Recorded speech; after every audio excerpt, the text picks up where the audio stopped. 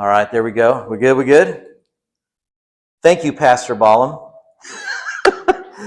Hey, I've done a bit of traveling like you probably have in your life, quite a bit actually. And one of the ways that I always knew that I was home was that as soon as I walked through the door, my daughter, Gianna, when she saw me, she would say to me this statement. She would say, "Daddy, what did you bring me? What did you bring me?" And at first, when I was a young father, a new dad, I wanted to make sure that she felt loved and appreciated and thought about. So I would always bring her something from my travels. For example, when I was in Uganda, I brought home a handmade stuffed animal from a safari I got to go on. When I was in Swaziland, I brought her home a stuffed wild dog toy, not an actual stuffed wild dog, but a toy. When I was in Alaska, I brought her home an Eskimo doll. In Congo, I brought her home this handmade beaded jewelry case that was so cool. When I was in Honduras, I brought her home this coin purse that was made out of candy and gum wrappers, they were sort of woven together. And then I brought her a keychain that said London on it when I was in Spain. I'm just kidding. It wasn't Spain. It was in England, right? Anyway. That's what I did. That's what I did, at least for a little while. But then it started to get kind of weird. I'm not going to lie to you. She wouldn't wait until I got home to ask the question, "Daddy, what did you bring me?" She started calling me on the trips and asking me this question, "Daddy, what are you going to bring me?" And when this started to happen, I said, "No mas, I'm done, no more," because it began to feel like she might just be a little more interested in the gift than she was in me, the one giving it. So I started responding to her when she would ask me, "Dad, what did you bring me?" I would say to her, "You know what? I brought you me. I brought you me home safe and sound." And then she would respond, "Dad, that's the best gift you could ever give me. You're all that I need." No, she never actually said that. She would just roll her eyes and be like, "Okay, where is it? What did I get? What is it? What is it?" Now, this line of inquiry is not just limited to daddy-daughter interactions. This sort of expectation can also show up when our Heavenly Father comes on the scene as well. In fact, at the very end of the Gospel of John, which is the focus of the series that we've called Vital Signs, John tells us exactly what we get out of a relationship with God. This is what he said. This is what we get. He said, "But these miracles, these signs, these wonders, they've been written down, they've been recorded so that you may believe." Believe what? That Jesus is the Christ, the Son of God, and that by believing you will have in His name. Back up? Okay. This a little better? Should I keep going back? I'll go in the other room. Yeah, so he says exactly, you'll have this thing in your name. You'll have what? You'll have what? Well, that's the question. That's the question that the people of the first century were asking. It's the same question that they were asking. Should I just use this guy? We'll turn this off. It's not distracting in the least, I'm assuming, right?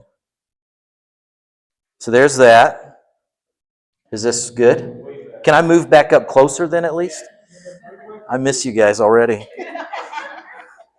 Yeah.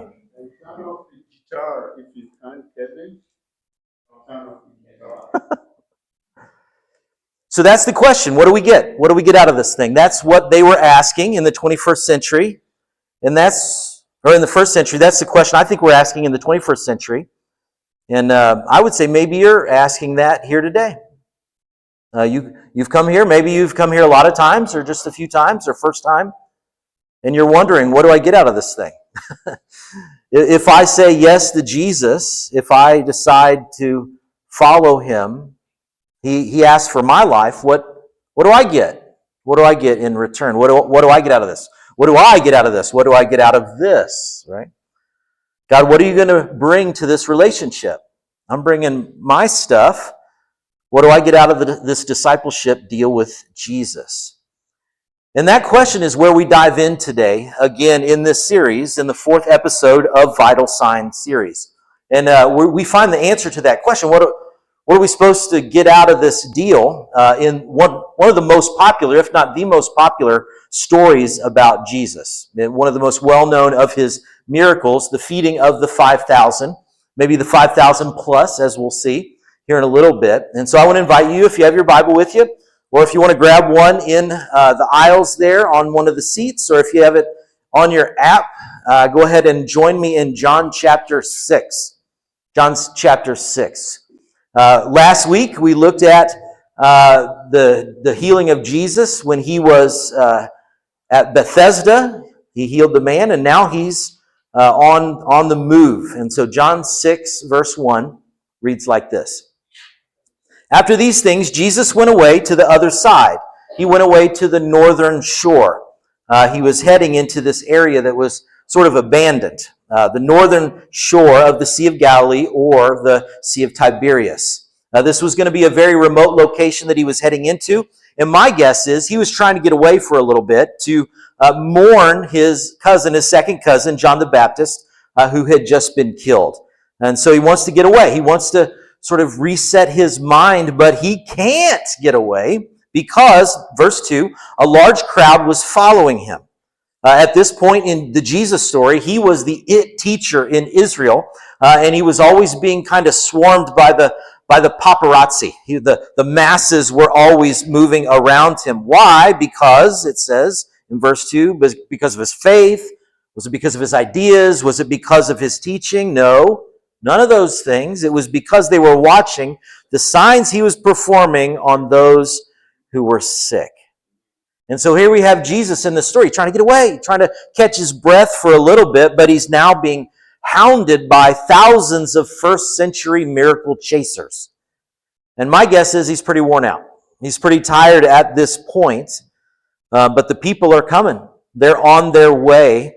And so instead of trying to find some serenity, John records, verse 3, that Jesus went up on the mountain, and there he sat with his disciples. Verse 4, what time was it? Well, it was the Passover, the feast of the Jews, was coming up. And verse 5, so Jesus, after raising his eyes and seeing that a large crowd was coming to him, now keep in mind, all these people were coming to Jesus, and he knew they were coming. He knew why they were coming. They wanted something from him.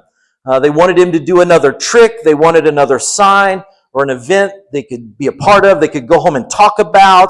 They wanted something from him. And so this time, he decides to turn this moment into a teachable moment for his disciples. And so Jesus, in the last part of 5, said to Philip, where are we to what? Where are we to?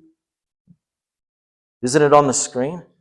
Yeah, okay, Hooked on Phonics did work for you. That's good. All right. Where are we to buy bread so that these people, so that they may eat?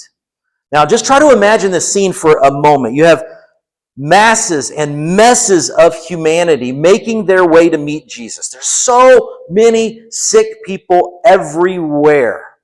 Paralyzed people being carried in on mats. Other ill individuals being supported on the shoulders of their friends and family as they come in. You've got blind guys being led to this location by other people's hands. This motley crew of humanity is merging to meet up with Jesus in the middle of nowhere in this no-name town. And as they converge on that field, Jesus decides to ask one of his disciples a question that sort of sounds like it's coming out of left field. He says, where are we going to buy enough bread to feed all these people? And now I imagine in that moment, Philip is thinking, Jesus, don't you see who's here? I mean, the greatest need that this group has is not to carb up. Plus, we're in the healing business, not the mealing business. But like an expert teacher, Jesus pulls one of his rabbi mind tricks and asks a leading question because, verse 6, look at this. He was intending this, asking this question, only to test him. For he knew himself, he knew what he was intending to do. This question for Philip was on purpose. And so Philip has an answer. Look at verse 7. Philip answered him, 200 denarii, which is the equivalent of like 8 or 10 months' wages. He said 200 denarii, that much money, is not going to be enough bread for them. I mean, even if they each had a little bit, it's not going to work. And so essentially, Philip's answering Jesus' question. Where can we buy the bread? Nowhere. Nowhere. We can't do this. What you're asking us to do, Jesus, is actually going to be impossible. That's how Philip responds. And so now at this point, when people read the story or the story's told or it's preached about, this is the point in the story where Andrew shows up and he gets to put a W on the board demonstrating great faith. He gets a mark in the win category for being an awesome faith guy. This is what usually happens in this story. The thinking is where Philip lacked the creativity in his spiritual problem-solving skills, Andrew gets credited with having this holy imagination for believing in the unlimited potential of Jesus' miracle prowess. And that's how people read it. They read it sort of like verse 8. One of his disciples, Andrew, shows up, Simon Peter's brother, and said to him, "Oh, Jesus, here is a boy who has 5 barley loaves and 2 fish. But what are these for so many people?" Thinking Jesus is going to do his magic, right? But you got to understand, Andrew, model disciple, personal man of great faith in this moment? Yeah, I don't think so. Andrew, you got to know, was basically a middle school aged boy. Andrew was at the very latest maybe a young high school age boy. He's not showing up with great faith. He's not offering Jesus this alternative option to Philip's small thinking negativity. This is a prank. This is what you might call biblical buffoonery. Andrew's making a joke. I mean, I can imagine. Andrew's like, "Hey kid, come here. You want to meet Jesus? Come over here. Let me have your lunch." "Oh, Jesus, we can't buy enough lunch for everyone like you wanted, but here's this kid. He's got some bread and some fish jerky." No, we can't do this. We can't buy it. We can't give it. These loaves and fishes are going to be as successful as us going out to the supermarket and buying it. It's not going to work, Jesus. He's messing around. It's a joke. And so Jesus, the quintessential youth pastor, can't leave a prank unreciprocated. So he decides to respond and in the process blows their little adolescent minds. Look at verse 10. Jesus said, "Have the people recline to eat."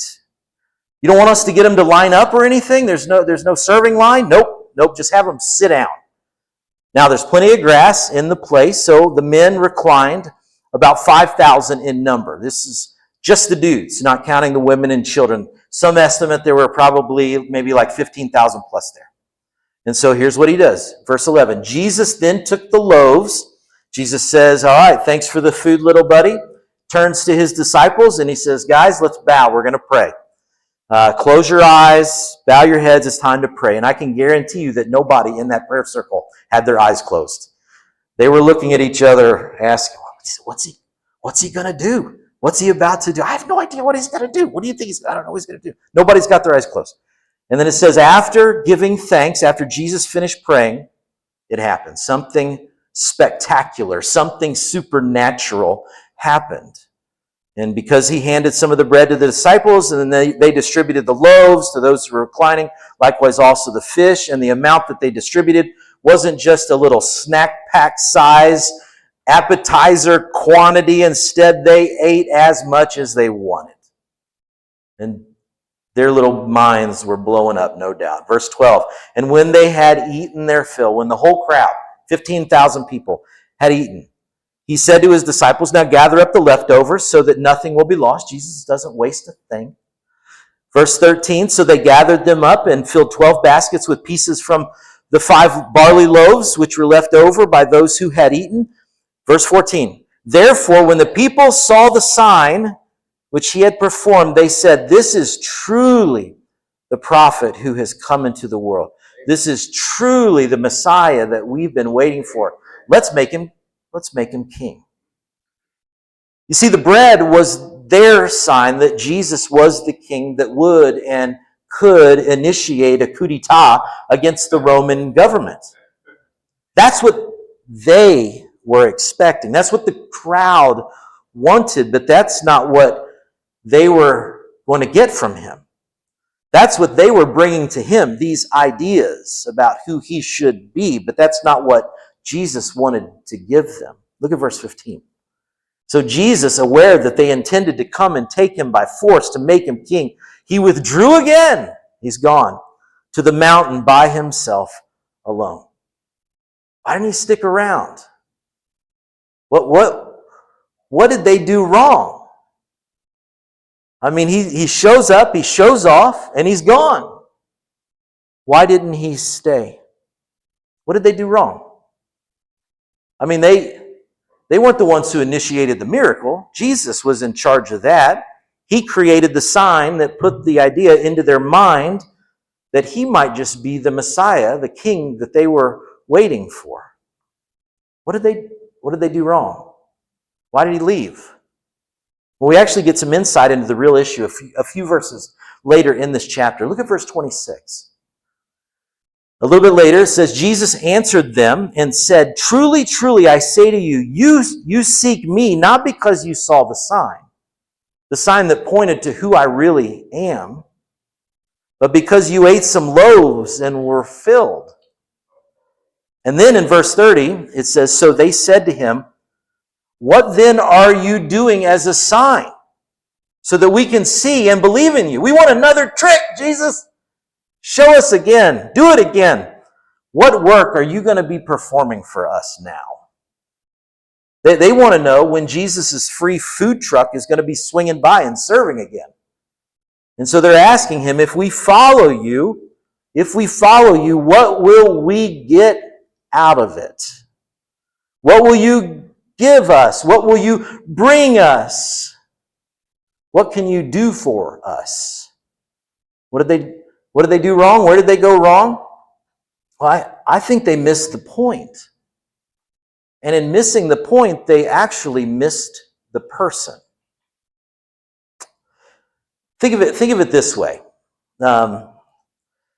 You may not be this way, I'm this way. I am a fanboy of all things Apple products. I love Apple stuff. I really, really do. I have about everything that you could have an Apple. I have an iPhone. I have an iPad. I'm preaching from an iPad. I have a MacBook. I have Apple TV. I have an Apple Watch. I have a lower back tattoo of an apple on my... No, I'm just kidding. I don't have that. I haven't gone that far. That'd be weird on many levels. Anyway, so think of it this way. So imagine if Tim Cook, who is the CEO of Apple, if, for example, he hears through the grapevine about my great love of his products, of his Apple products. And so he calls me up. Tim Cook calls me up and he says to me, this is a made-up story, by the way. He tells me that he's coming through Stillwater and he would love to have lunch with me. Of course, I'm going to say yes, and then we agree to meet at Joseph's because it's going out of business and because Tim Cook also loves biscuits and gravy. Okay? So we sit down, this is a made-up story.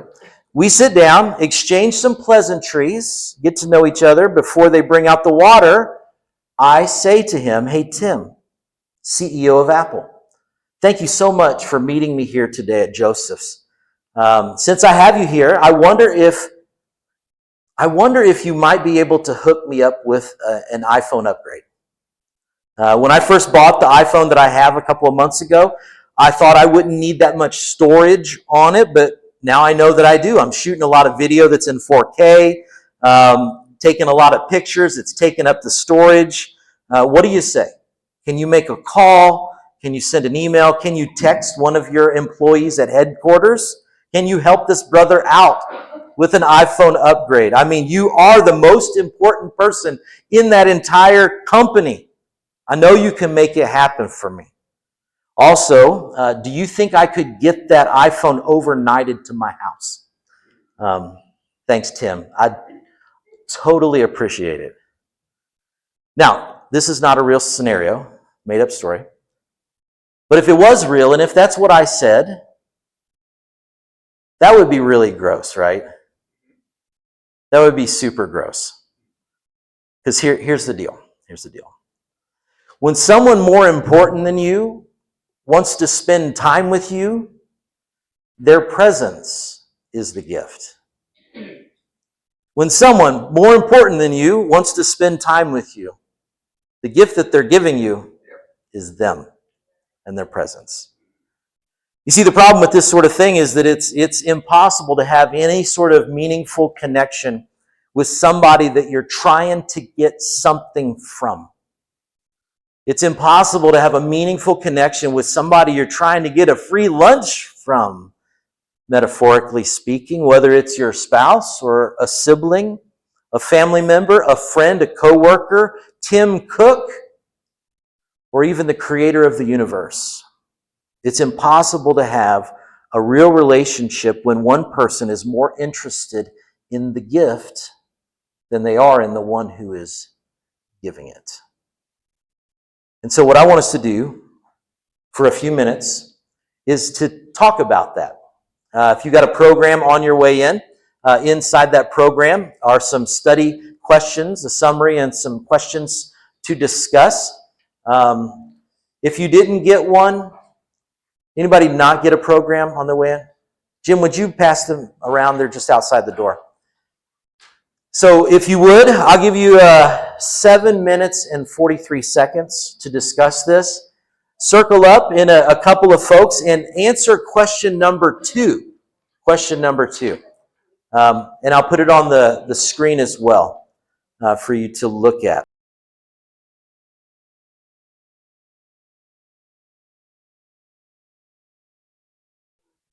Yeah, so that tension, one of the things I'm hearing from everybody is that this thing doesn't come naturally, this process of not focusing on the gifts instead of the gift giver. It doesn't come naturally.